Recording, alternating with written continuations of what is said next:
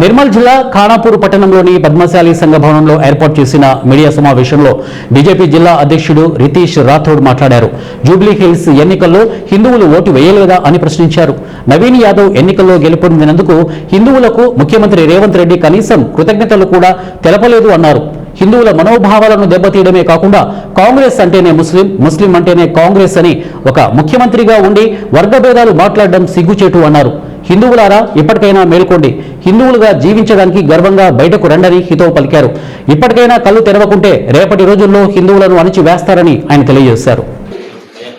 హిందువులకు ధన్యవాదాలని ఎక్కడ చెప్పకుండా పోయి అసదుద్దీన్ ఓవైసీ కాలు మొక్కి అసదుద్దీన్ ఓవైసీ ఆశీస్సులతో గెలిచాము, కాంగ్రెస్ పార్టీ అంటేనే ముస్లింలు, ముస్లింలు అంటేనే కాంగ్రెస్ పార్టీ, అసదుద్దీన్ ఓవైసీ దయదలుస్తేనే మేము ఈరోజు ఈ రాష్ట్రాన్ని పరిపాలిస్తున్నాము అని చెప్పడానికి ఎన్నో ఈరోజు ఇప్పటివరకు మేము వీడియోలు కూడా రిలీజ్ చేశాం.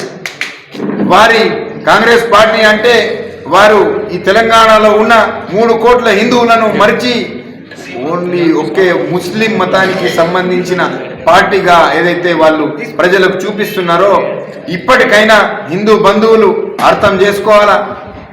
మీరు ఈ రోజైనా మనం కళ్ళు తెరవలసిన అవసరం ఉంది.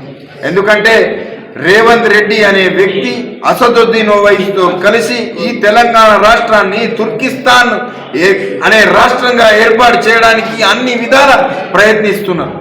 ఇప్పుడే వచ్చి కాంగ్రెస్ పార్టీని గెలిపించారు, కానీ కాంగ్రెస్ పార్టీ గెలుపుకు నిజంగా ఓట్లేసి గెలిపించిన హిందువులను ఎక్కడ వాళ్ళు గుర్తించలేదు.